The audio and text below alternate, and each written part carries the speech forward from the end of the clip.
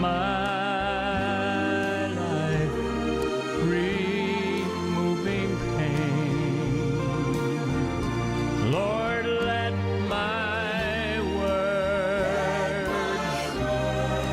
heal a heart that hurts. I want to spend my life mending broken people. I want to spend my life mending broken people.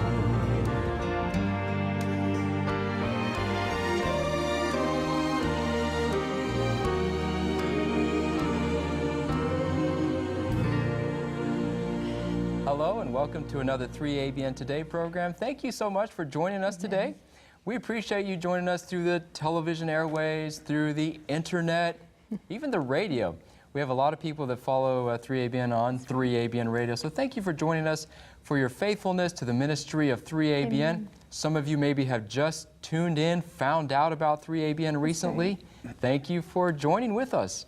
Some of you have supported this ministry Amen. For years, maybe since the very beginning.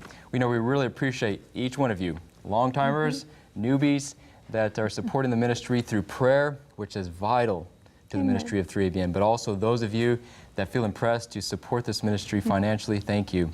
You know, it's neat because it's a team effort. It's not only those at 3ABN, but it's you at home and the Lord Jesus Christ that makes the ministry of 3ABN reach souls around the world, and it's a blessing to be joining with you. I want to just say this in the very beginning because today's program is a very heavy topic. It has to do with human trafficking, more precisely sex trafficking, and so we just want to advise you parents, or if you have young people in the home that you're not quite sure if they should listen to this program, we want to basically use your parental discernment as to whether they should view this program or not. So we just want to put this little disclaimer in here. Really, not a lot of details may be given, but sometimes it could be a bit disturbing. But really, it's about what God is doing right now in this terrible industry. And so anyway, that's what our topic is today. That's right. We are so glad that you have joined us today. And as Greg mentioned, it is a heavy topic, but it's a needed topic because human trafficking, sex trafficking takes place all around the world. And our special guests today are two young men, we can say that, they're probably our age, two young men who have dedicated their lives to bringing help and hope and healing. It's a ministry of intercession. The name of the ministry is Crying at the Gates, and a ministry of intercession for those victims and reaching out for those victims in behalf of them who are being sex trafficked. Before I introduce them, I just want to read a Bible verse here. They have many Bible verses, and they'll be sharing several of them on the program. But this one is Isaiah 59, verse 16. He saw that there was no man and wondered that there was no intercessor. Therefore, his own arm brought salvation for him, and his own righteousness, it sustained him. We want to introduce our special guests at this time. We have Levi Longoria. You got it. Wonderful. And where are you from, Levi? I'm from Michigan, but right now I live in Nashville, around Nashville. Okay. Nashville, Tennessee. Yeah, we're glad to have you here. That's right. It's a blessing. It's good to be here. It's not too far from 3ABN. Nashville to 3ABN is about 3.5 hours, depending on what part of Nashville. Jill and I drive through Nashville sometimes, and boy, the traffic can be horrendous sometimes. Yes, I know. We're glad you're here. Thank you. And sitting next to you is Alex Niculaescu. You got it. Wow, sweetie. I practiced that, and I still slaughtered it. So No, you got it. You got it right on the Good second job, try. sweetie. You did good. You did good. No, no. And I had trouble saying it. so tell us where you're from, Alex. I'm from Atlanta, and our traffic is worse than Nashville. Yeah. So, yeah. No, that's true. We actually were in Atlanta not long ago, and yeah, it has its challenges. It does. For sure with traffic.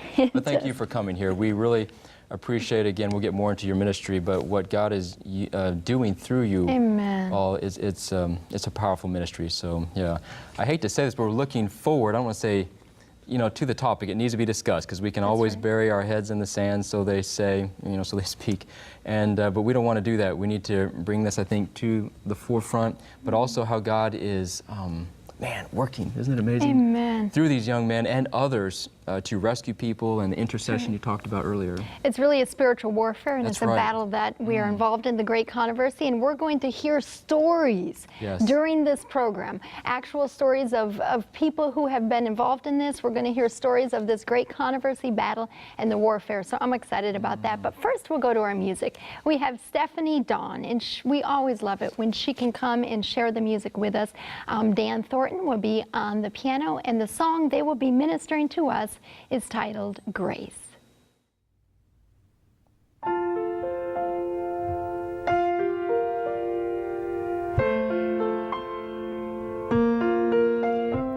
My heart is so proud, my mind is so unfocused. I see the things you do through me as great things I have done. And now you gently break me, then lovingly you take me and hold me as my Father and mold me as my Maker. I ask you, how many times will you pick me up when I keep on letting you down? And each time I will fall short of your glory, how far will forgiveness abound? Then you answer, my child, I love you. And as long as you're seeking my face, you'll walk in the power of my daily sufficient grace.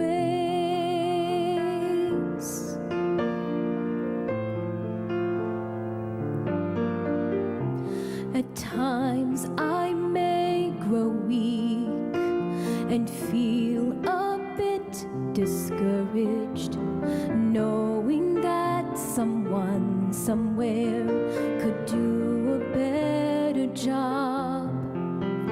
For who am I to serve you? I know I don't deserve you, but that's the part that burns in my heart and keeps me hanging on. I ask you, how many times will you pick me up when I keep on letting you down? And each time I will fall short of your glory, how far will forgiveness abound? And you answer, my child, I love you. And as long as you're seeking my face, you'll walk in the power of my daily sufficient grace. You are so patient with me, Lord.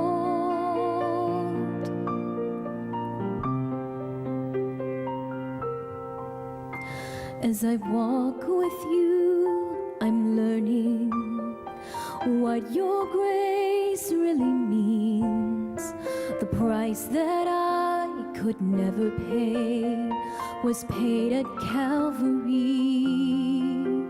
So instead of trying to repay you, I'm learning to simply obey you by giving up my life to you for all that you've given to me.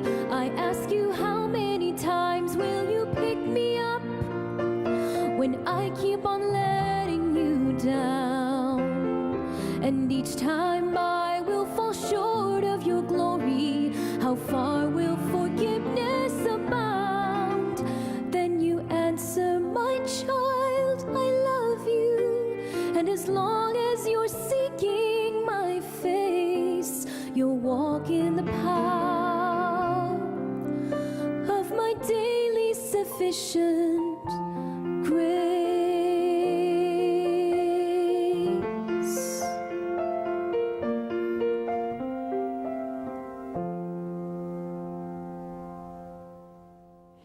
Wow, amen. Thank you so much, Stephanie. Grace. What a powerful song, you know, and it's neat, isn't it? All of us can be an instrument Amen. that God can use to further His kingdom, like we mentioned earlier, to push Satan back, and that we can be a vessel that God can flow through us to other. Again, if you're just now joining us, today's topic is a heavy one. It is involving human trafficking, sex trafficking. And so again, we mentioned earlier, if you have young children in the home, you may want to involve them in some other little project or something else. But again, who do we have with us today? We have Levi Longoria and Alex Niculaescu. Yes. I got it this time, Got praise it. the Lord. Perfect. And let's start with you, Alex, since you were the one who the Lord first put the burden on your heart with it. So take us back to when maybe you first became involved in sex trafficking and human trafficking. Countering. Thank you. I sometimes say the same thing. It's like, I've been involved in human trafficking. No, I apologize. Counter trafficking, yeah. Thank you. I clarify myself all the time because people, I make that mistake. Because this is a serious topic. It is. This is heavy duty. Absolutely. And a lot of times we like to Absolutely. just kind of pretend it doesn't exist when it really does in a big way. Yeah. It does exist, and I think if we were to truly understand it, we'd realize that it touches, if not every aspect of our lives, significantly more aspects of our lives than we'd like to give it credit for. I mean, since the beginning, we've known that Satan has wanted to enslave humanity, and we kind of glaze over that. And in reality, we don't really realize how he's practically worked that out. And that when Christ says that he desires to set us free, it's also those that are physically bound. Yes. I kind of got introduced to human trafficking when I was in South Sudan in 2009. And I was working with some friends of mine. There were about 3 or 4 of us who were building a house for a pastor in South Sudan that was living in a shack. He was taking care of a school that was built by some missionaries some years back of about 600 kids. And it was in the middle of nowhere, South Sudan, near the border with the Congo. And so we were there. And we were building, and there were the kids that would always play around in the yard. And I noticed that there was this young girl, and she was 8 years old, and she always acted very odd whenever, let's say, they were playing tag, and the girls would chase her totally fine. Then the boys would start chasing her. She'd begin changing her behavior. She'd pick up sticks and rocks and throw them at the boys, and they'd be like, "What are you doing? We're just playing tag." But every single time it seemed rather consistent that she was responding that way to boys, but not to the girls. And so I thought, well, okay, well, she's weird or crazy or something like that. I didn't think much of it at the time. And one day I didn't see her. And so I asked one of the locals that was helping me mix cement that day, I said, well, you know, where's Crazy Girl? And he said, well, she's with her husband. With her husband? With her husband. And I looked at him, I said, that's a stupid joke. He's like, I'm not joking. He says, she's with her husband. He says, if you haven't noticed, we're in the middle of nowhere in the jungle. A lot of the men have left the village. They've gone to the larger cities to work. Sometimes they send money. Sometimes they come back every 3 or 6 months or something like that. Her father never came back. Her father never sent money. Her mother was left in a situation. She basically sold her to one of the last remaining men in the village. She's 8? She's 8 years old? She's 8 years old. Well, and her mother sold her. Her mother sold her. And basically, whenever the man feels like it, he takes her home. And being in the middle of nowhere, uses soap and water and basically rapes her. In the morning, she can't walk. And when I heard that, I was honestly, I was enraged. For the first time, I was almost set on killing somebody. I said, well, show me where this guy is. I'm going to take his life right now. But I obviously stopped myself and I said, well, obviously I'm not going to do that. It's not going to make any sense. We're all going to be tossed in prisons. Sudan was in a very, volatile situation at that time. It was just a few years before the referendum. They were trying to see if they were going to separate from North Sudan. The SPLA at that time, the Sudanese People's Liberation Army, was kind of just lawless. They were doing whatever they wanted. We'd be tossed in prison, me and my friends, and we'd probably have no chance of escape, and we'd accomplish nothing. So I went through, well, what else can we do? Maybe we can get across the border to Uganda. That didn't work out. So I just kept on running through ideas in my mind, like, what do I do? What do I do? What do I do? What do I do? You try to solve the situation, and I came to the conclusion that there's absolutely nothing that I can do for the situation. And I felt hopeless. And then I was like, well, in reality, I'm not the hopeless one. She is. Yeah. Because I can go home at the end of the day, and she can't. She doesn't have one. And for the rest of her life, she's going to be subject to this person who basically just sees her as an object for him to be, I don't know, satisfied or whatever it may be. And, you know, I came back to the States and I started looking into it. And, you know, I thought it was something that was just, you know, Like an isolated case, or maybe something that happens in like really poor areas, you know, Africa or maybe Southeast Asia or things like that. And I realized as I was learning more about it, it's like, wow, this stuff happens in the States. Yeah. Human trafficking happens in the States. Average entry age of girls into prostitution here in America is 11 or 12 years old. Wow. Yeah, that's so young. And you know, their average life expectancy after they've entered the life or the game is 7 years. And you know, I started looking. Passing away before 20. That is, yeah. So those that live past 7 years, they're considered like lucky ones that have been, you know, more hardy, I suppose you could say. Like, it's just, they usually don't survive. It's drug addictions, it's abuse, violence, not just by the pimps, but sometimes even by the Johns, those that buy. So, you know, it became a very harsh reality. And, you know, another experience in Afghanistan, that was the year following in 2010. You know, I was across from a compound that was run by a warlord, and he basically was taking boys because during the war, a lot of people were killed, the parents are dead, a lot of children are left orphaned, and so he basically created harems of orphaned boys, all underage boys. And it's called Bechabazi. And, you know, once they go through puberty, they become more masculine. They throw them back out on the streets, and because the people know what they were involved in, and it's a Muslim society, very conservative, they basically have no future. And so I felt hopeless again. Like, here I'm in another situation where I'm thinking, what can I do, what can I do, what can I do? And I can't figure anything out. You know, I go back to the States, I get more educated, I begin involved in all these organizations. You know, I end up becoming extremely involved, you know, end up working with tons of organizations, law enforcement. I even was a consultant for the Department of Homeland Security for a short period of time. You know, so I really got deep into it, and I realized that, wow, I still can't do anything. Even with all this power, all these organizations, working with all of these things, you realize your own limitations, and it's like this problem is even bigger. Even the more help that I get, the more I get behind me, the bigger the problem grows. And it only was until about 3 years ago, with an experience in Brazil that Levi is a part of, where I asked him to come with me, that we began to see, well, I began to see, and he began to see, as he was new to the idea of trafficking and its existence at that time. But we began to see that the answer to every question is a spiritual one. And the reason that things could not have been done, because I came up with an issue. I said, I don't ever want to be in a situation that I can't get out of or get someone else out of again. I don't want to be in Sudan again. I don't want to be in Afghanistan again. I don't want to be in the government or law enforcement or organizations again. And Brazil, the experience that we had in Brazil showed me the way that I could never, ever get into a situation that I could not be delivered from, or the person that I was trying to help could not be delivered from. Wow. And the answer is a spiritual one. And we'll, you know, we'll kind of discuss And that's how the that happened. ministry of intercession. Absolutely. So take Absolutely. us to Brazil. When you first went to Brazil, why did you go in the first place? And tell us a little bit about that, and then how the ministry of intercession evolved. Well, we work during events. So when here in the States, you've got the Super Bowl. Super Bowl is huge. It's the biggest event in the United States. And we worked one of the Super Bowls, 2013, New Orleans.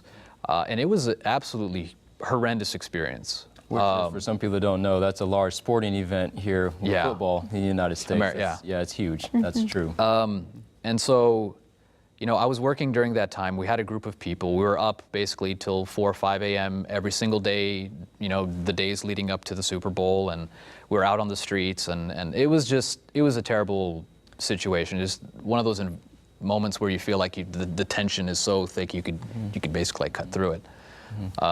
So I figured, hey, next year, the world's biggest games, FIFA, Brazil.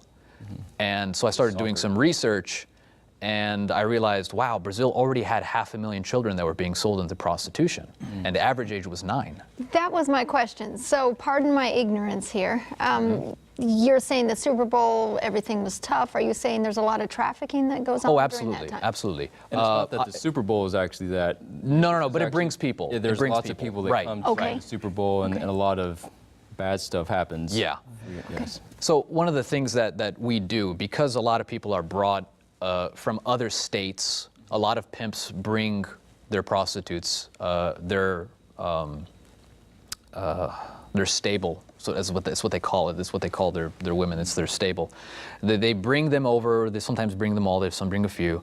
But what that means is that if we can catch them, that they've come from other states, then it can become a federal case, and we can submit what evidence that we found that to the FBI or whatnot.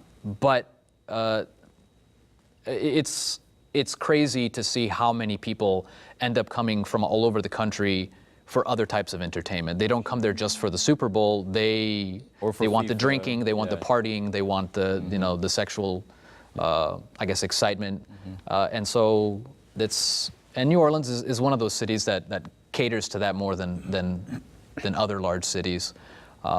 They have basically on the French Quarter, they've got prostitution, not prostitution in the open, but sex clubs in the open with straight pornography in the windows. You can just walk by and it's not hidden in any. Wow. And so we sent some of the girls in to kind of go into some of these clubs, and they said that there was inappropriate activity going on. You sent them in to minister? Yes. So we sent them in kind of like with little care kits. We knew that during the games a lot of them would be working harder and not in the positive way. And so we knew that they were going to go through difficult times. So we just kind of went there and said, hey, we approached the the bouncers and say, hey, listen, we're just here to just kind of, we know that it's going to be a difficult weekend for the girls. We just wanted to tell them that we're praying for them and that we've got something for them. And a lot of the bouncers, they were like, oh man, that's great. Yeah, come on in. And so they let the girls go in and actually minister to them. And we were able to give them something and a little bit of encouragement. And so, that was nice. But it just goes to show you that, it's not something that's in other countries. It happens in the States. And it's not the games. Like, I don't want you to associate sporting events or like the NFL with that. It's just that whenever you have large events, whatever they may be, they attract people from all over the states or all over the world. Intentions. There's always going to be people who try to profit from that in other ways by providing other types of So you were mentioning Brazil. Because yes. There's a large gathering there too, a sporting event. Yeah. So FIFA is the largest. You guys got involved. Yeah. Together. So FIFA's the largest. There was already, like I said, 500,000 children being prostituted at that time. You said and 500,000? 500,000. 500,000. 500,000. This is all under the age. What's considered children? Under 18? Well, average age was 9. 9? 9. Wow. And I didn't understand kind of like what was contributing to that at the time. But I read some statistics, and the government believed that leading up to the games, the number of missing children would go up by 300%. And I'm wondering, well, what are they going to go missing for? Obviously, it's going to be for entertaining the tourists that come from Italy, from Germany, from all over the world. So mostly Western, so kind of like America, Europe. Those are the main people that the tourists are coming from. And so I thought, man, I got to do something. And so I wasn't in the best spiritual position at that time. I kind of was being worn down. When you see so much darkness and you focus on it, you just kind of, you feel battered. And you're just like, man, I've had enough of this. I really don't want to deal with this anymore. I'm tired, but I have to do this. And so I knew that if this was going to happen, I didn't know what was going to happen in Brazil or what it was like. I'd never been there before. So I said, but regardless of that, I've got to go and I've got to try something. If I don't do anything, I won't be able to live with myself as a man. And so I decided to go, and I tried to connect with different church organizations and people, and they were like, well, it's nice. We're glad you're trying to do something. The subject matter seemed rather uncomfortable when I tried to broach it with other people, and so. But those that did listen, they were kind of like, we'd like to help you, but we don't exactly know who you are. We see that you're willing, but you're not really known. So we wish you the best. Good luck. God be with you, and pat on the back. And I went on. And I said, well, that's fine. I'll just go and I'll figure something out. So I got to Brazil, and the few connections that I was able to make in Brazil, they ended up fizzling out. And I'm like, wow, well, I already told everybody that I'd be here for at least 6 months, and a month has passed, and I've got nothing done. And I have no plans on the horizon. Wow. So I said, you know what, I'm tired of feeling sorry for myself. I'm just going to take a walk outside. And started taking a walk outside, and I saw this lady that looked kind of pretty depressed. And so I said, well, I'll pray for her. And so I don't do that. That's not the first thing that comes to my mind. My mind would be like, oh, well, let me go talk to her and see what's going on. Praise God, I didn't know Portuguese at the time. So I was like, oh, I can't talk to her. I'll just pray for her. So I did. And I was like, oh, okay. And I walked through the shady part of the town. It was kind of like I saw some boarded up windows and things. Oh, I'll pray for this place. And I saw another person. And before I knew it, 5 hours had passed, and all I had done was just walk and pray throughout this entire community. And I come back to the house where the family that had given me a place, they helped me so much, to stay at their house, for so long, and just try to figure out what my project was going to be. I was like, man, this is what you want me to do. You just want me to pray, right? You don't want me to depend on organizations. You don't want me to depend on myself and my own ability to do things, on my experience. You just want me to just go and pray. I get it. I'll do that. But you got to take me to every single one of those cities, and I got $800, and you got to send me somebody. I hadn't talked to Levi in like 6 years, and I randomly sent him a message. And So you guys were friends before you knew each other, acquaintances from years back. We had gone to a school called Arise, used to be in Michigan. David Ashrick. Yeah. I'm very familiar with that. Yeah, in 2007 is when we had been there together. And I mean, we got along and everything, when we were at the school, but we kind of had different friend groups and whatnot. Sure. And we just never really talked after that. We never really communicated for like 6 years, until one day I kind of just randomly got this message from Alex, and he's like, do you want to come to Brazil with me for 4 months? I'm like, I don't know. What are you doing? And so he told me he was going to just go pray for the cities, and I asked him, I was like, so are you with some kind of organization or what? He's like, no, it's just me. I said, okay, do you have money? He said, no. I said, and what are we do praying you know? for? Yeah, do you know anybody there? Not really. Do you speak the language? No. Okay, so I prayed about it for a couple days, and God gave me the go-ahead. So I went, and Did he tell you what you were going there to pray for? I mean, were you aware of human trafficking, sex trafficking, what he was praying about? Honestly, I was pretty vague. Okay. Leaving. I think he explained some of it, but I really didn't kind of have a real picture of what we were doing. I just knew I prayed about it, and I felt impressed to go. And so I went. I also had $800. So you had $1,600 between both of you? Yeah. Wow. For 4 months. For 4 months. So you went there for 4 months. Yeah. And you started praying, Yeah. both of you. Yeah. What happened? What we did is we arrived in the north of Brazil, the northeast, and in each city there's 12 host cities of the World Cup games there. Okay. 12 cities with a stadium that they were going to be doing the games at, and so we would go through each city, and the two of us would walk through the city, around the city as much as we could, and just pray. We're just praying. Especially, we would go around the areas where they were going to have the games, around the stadiums and, the surrounding neighborhoods and stuff.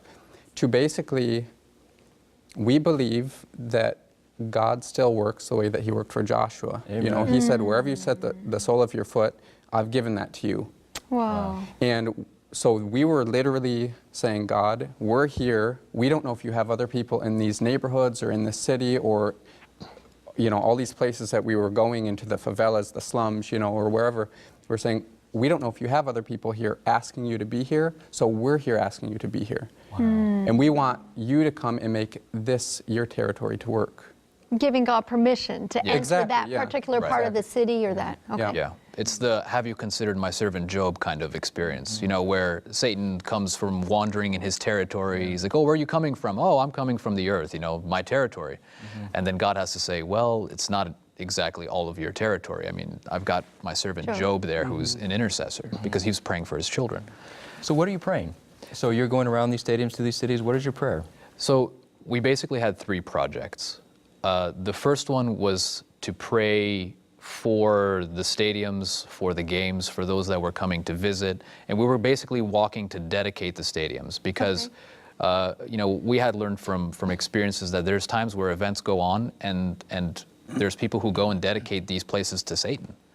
You know, they'll go before, you know, a concert or something like that, and they'll basically dedicate the place to Satan. So we said, well, we're going to be like Joshua. We're going to walk around the stadium multiple times, and we're going to dedicate it to the Lord. We're not going to let this be Satan's territory, and we're going to ask for protection of all those that are visiting. You know, the people that are coming here, they're going to be excited and all that kind of stuff. We just want to make sure that they were safe. And then the second one was that we wanted to go through the different parts of the city, as much of the city, like completely around the city, and then also through the worst parts, the neighborhoods, the favelas, which are kind of, you know, some of the considered to be some of the most most dangerous slums.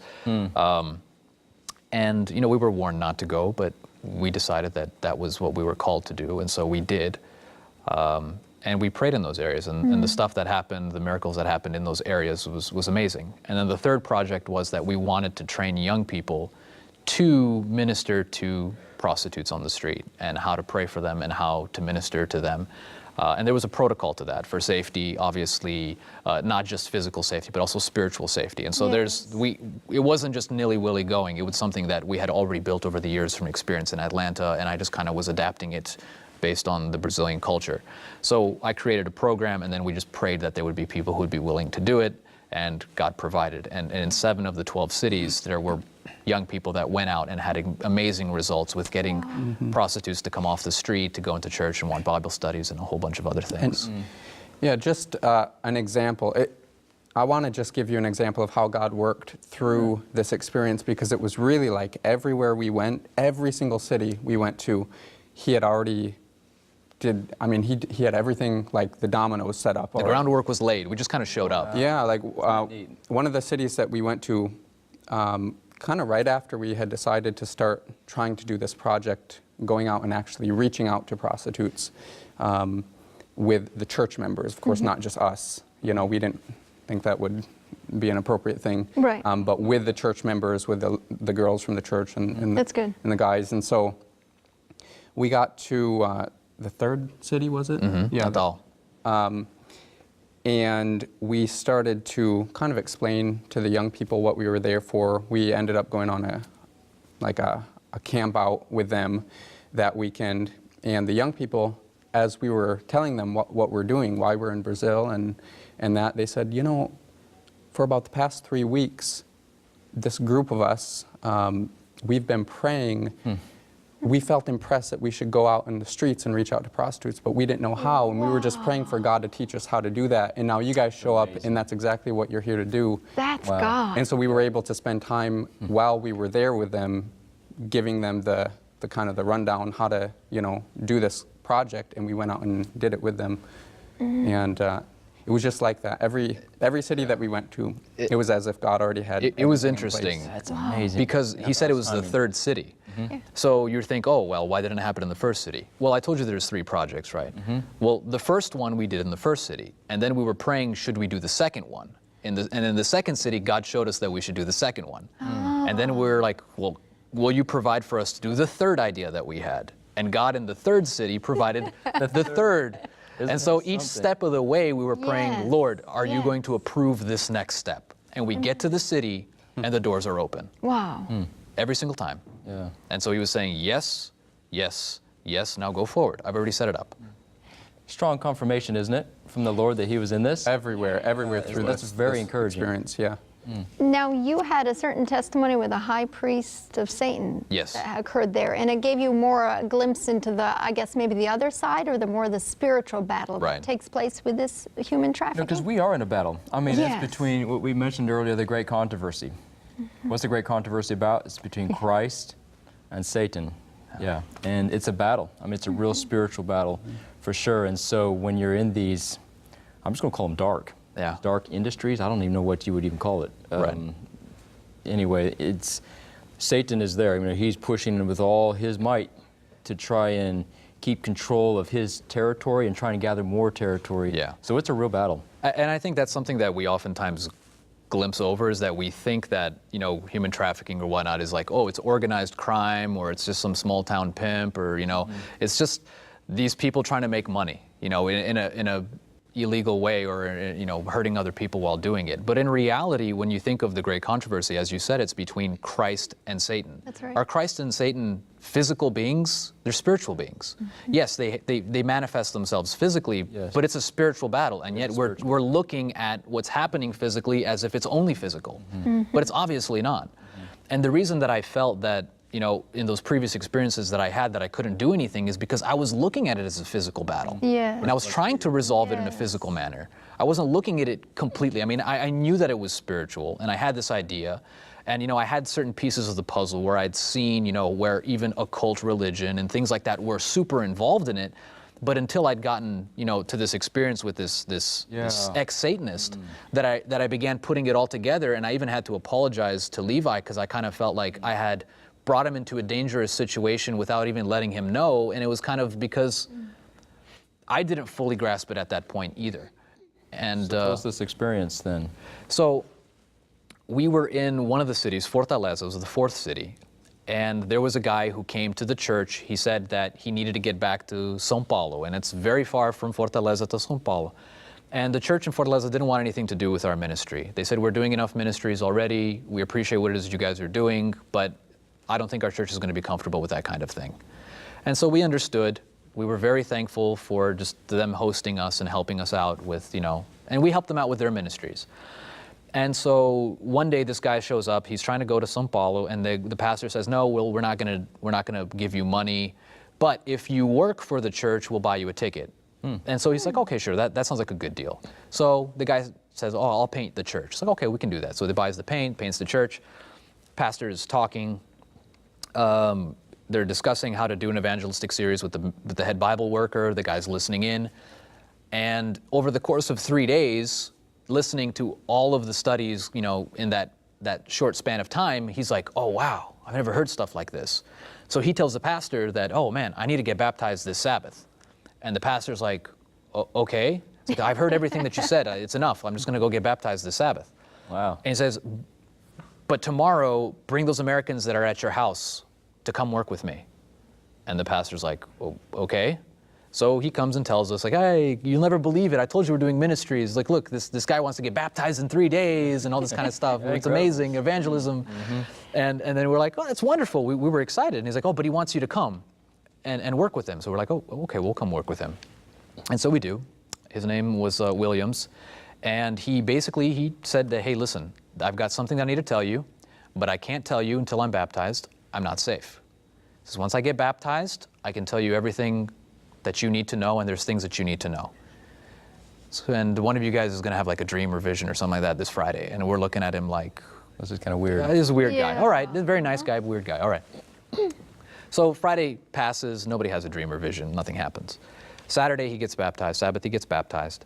And then he comes afterwards and he says, "Alex, I need to tell you something." He said, "I was going back to São Paulo because my families are all part of the Masonic Lodge there. We're all part of the Satanic Church as well." And says, "I'm a Satanist," or "I was a Satanist." And he says, "You know, we would eat up Christians like you guys alive." He says, "But when I came and I listened to the way that the pastor and the Bible worker explained the great controversy, I felt that, wow, this is the only church that I've ever heard that seems to understand that this battle even exists. Wow. But I don't think they understand it." He says, "I think they talk about it, and they understand it theoretically, but I don't think they truly understand how it works and how to engage in it. But you," says, "you're different." He says, "You're trying to take Satan's property from him." He says, "It's his. And he doesn't take lightly to those who try to steal from his own house." He says, "He's going to do absolutely everything he can to kill you, to destroy your ministry by causing you to fall. He doesn't take lightly to it." And, you know, it was a whole lot. It was a very long conversation. But basically he was saying, "I know the darkness from the darkness. And the light ought to be stronger in this battle. Yeah. So I know the light can win, and that's why I've converted from darkness to light. But you who call yourselves children of the light don't seem to understand and take that battle very seriously." Wow. And he gave us some warnings. He says, when you create your groups, don't associate with people who are not of the same mind as you, because even walking with people who are thinking about something else, into a dangerous situation diminishes the amount of protection that you have over yourself. Just their presence is a detraction from the influence that you can gain for the Lord. Yeah, because we know that Christ has won. Yes. So Christ has won. I mean, Satan is defeated, but again, he's doing everything he can to keep as many people from joining God's side. You know, Yeah. So he's giving you, from his experience on the dark side, to be careful not fall into traps. Right. That Satan has more power because God has all the power. Yeah. He's strong. He's won. And that's the thing, is that, you know, we talk about spiritual warfare, and I think in warfare terms. I mean, it is war. Yeah. And so I kind of look at Christ as a samurai and Satan as a ninja, and people are like, well, okay, what does that mean? Well, samurai, he fights for honor, and he uses a sword and a bow. You know, he perfects his weapons, he perfects his craft. He wants to be the best at what he does. When he goes on the battlefield, he states his name. He says, my name is such and such, and I'm, you know, it's a pleasure to do battle with you. And he respects the person that he fights with. And, you know, a ninja, he's not that way. He'll use any weapon that he can. He doesn't wear armor. The shadow is his armor. You know, he uses tricks. He doesn't need to fight up front. He'll use other people and manipulate other people in the situations and use the environment to basically overcome you in any way possible. Because Because Deception. Satan. because he's not Deception. strong in a one-on-one battle. He's afraid to face Christ head-on. Of course. And so he has to go these roundabout ways. And you know, for the longest time I thought, oh, Satan's so strong. But in reality, he's a coward. He is strong. That's right. But he is a coward. And he's afraid to face Christ and those who are under his banner straight on. And that's something that we needed to realize. Because we weren't acting that way all the time, you know? Yeah. We were giving Satan at times too much credit. Wow. So here, this is in Brazil. Yeah. I mean, time is going so fast here. So We need a couple hours. we do for this program. So then you're obviously, I mean, this is a worldwide issue. human Absolutely. Trafficking. It's Yeah. just, it's not just happening at major events. This No. is happening on a day-to-day basis, whether there's large events going on. This is happening. I mean, unfortunately. I know you have statistics. It's happening. Do you know worldwide what the percentage is? Or maybe in the North America, the United States? It's got to be a huge percent, because you said 500,000 Yeah. little kids, average age of 9, were just at this one event. That's Right. horrible. So here in the United States, or wherever, I don't know what statistics So you have. they say that through the United States, about 250,000 people are trafficked annually. 250,000. 250,000. And that's in the United States. That's in the United States. Wow. And that statistic is a general statistic. It doesn't mean local. It means just trafficked through the United States, like brought from other countries. You know, they could be for working in restaurants or working in spas or other types of things. Okay. Some of it is labor trafficking. Some of it is sex trafficking. But locally, you know, that's a difficult number. You hear these official numbers like, oh, it's between 28 and 30 million people that are slaves today. More than there's ever been before. Yes, there's more than there's ever been before, but I would say that number is significantly short of what the reality is. And I think the reason why is because the definition is so narrow. We talk about human trafficking as just like people that are trafficked, you know, for the purpose of, you know, being exploited, you know, forcefully. But in reality, it's a whole lot more than that. Slavery is a lot larger. It touches a lot more people. So I would say that statistics fall short. But ultimately, if you want to know statistics, I would say that if you look at the statistics of the number of children that are being born to single parent homes, it's astounding. The, you know, 76% of blacks in America born to single mothers. I believe 60% of Native Americans, 56% of Hispanics, 35% of whites. And so if you take that all in conjunction, we're basically saying that half of the children in this country are being born to single parents. Half. And that puts them at a greater risk. That for puts them being at a greater trafficked. risk. Because 95% of all the people that are trafficked have a history of family abuse. And that doesn't mean sexual abuse, because 80% of that abuse is neglect. And if you look at half of the kids don't have one of their parents, neglect is automatically there. So so your ministry is Crying at the Gates. Yeah. So, you know, you were talking about praying, you know, in Brazil, you know, these cities. So is your ministry then basically, if you see someone, I mean, you know, because you now probably have pretty good antennas, like, oh, I think this person, you know, because we're probably associated with people throughout, you know, we go to town and we have no clue. I don't know what I'm necessarily always looking for. So is your ministry, if you see someone, you just stand back and pray for them? Or what does your ministry actually entail, Crying at the Gates? What we have been involved in this past year and trying to do more of is really the main focus has been trying to get churches and God's people as a whole praying for their towns and their cities. Just that is really the center of all of it. Amen. You know, trafficking is an issue, and we're interested in working against that particular issue, but in a spiritual sense, everybody is a slave of sin who doesn't know Christ, right? That's good. And that is the devil's way of trafficking through whatever means he uses. It's not just sex trafficking, it's anything that causes people to be enslaved to him.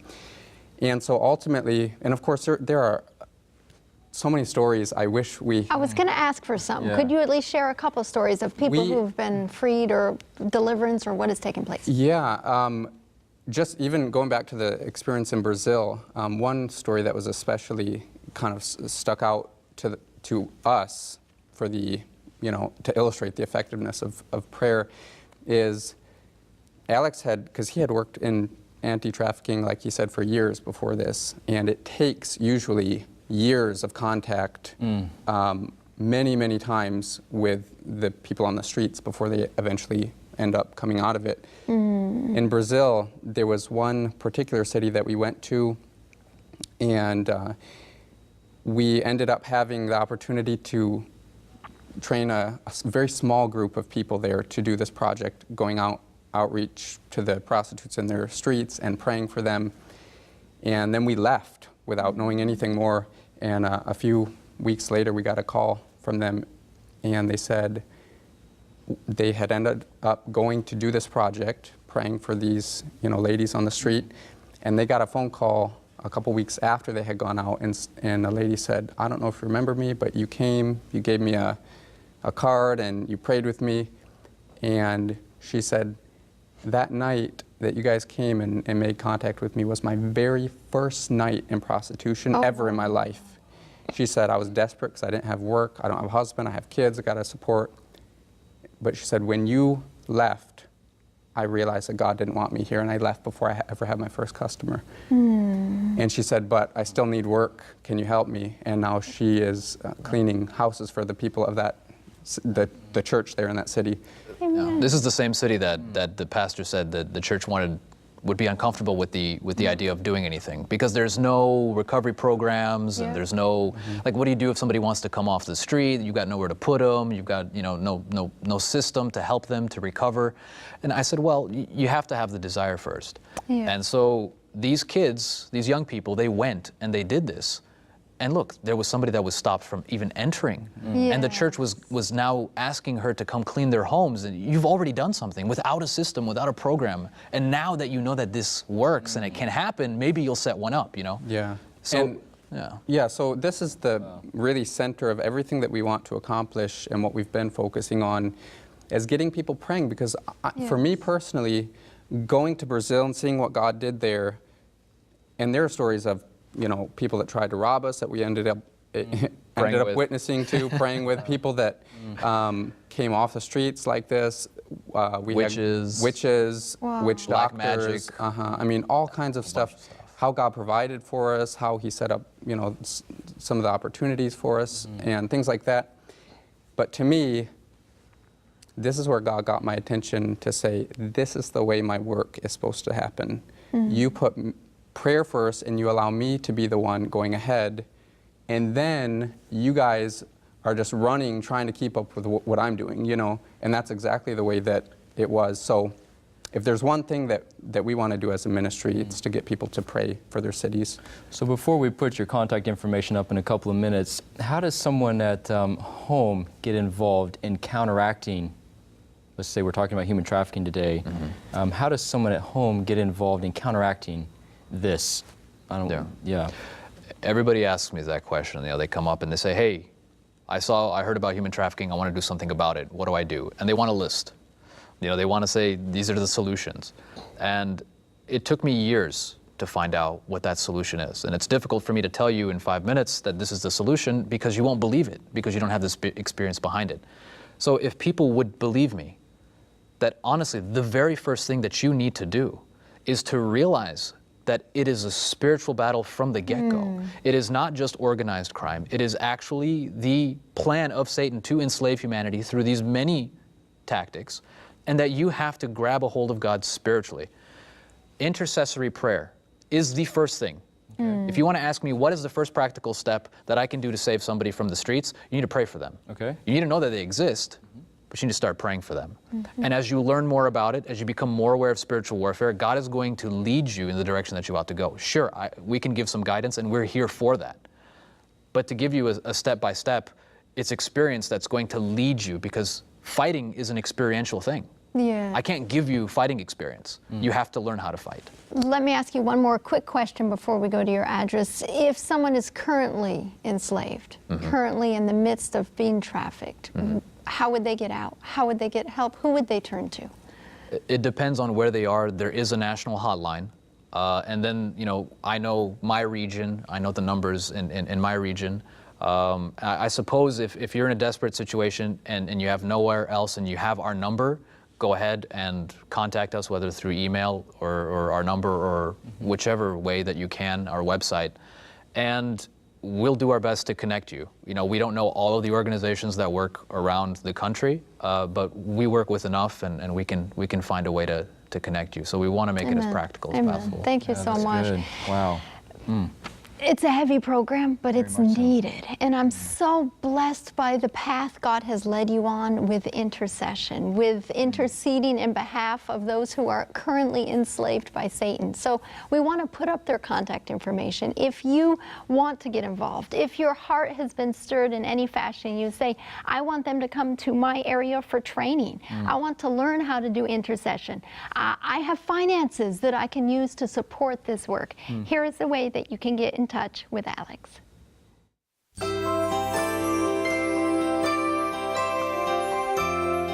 If you would like to learn more about Crying at the Gates, you can do so by writing to Crying at the Gates, Post Office Box 51, Jonesville, Michigan 49250. That's Crying at the Gates, Post Office Box 51, Jonesville, Michigan 49250. You can also visit them online at cryingatthegates.com. That's cryingatthegates.com. Contact them today. They'd love to hear from you.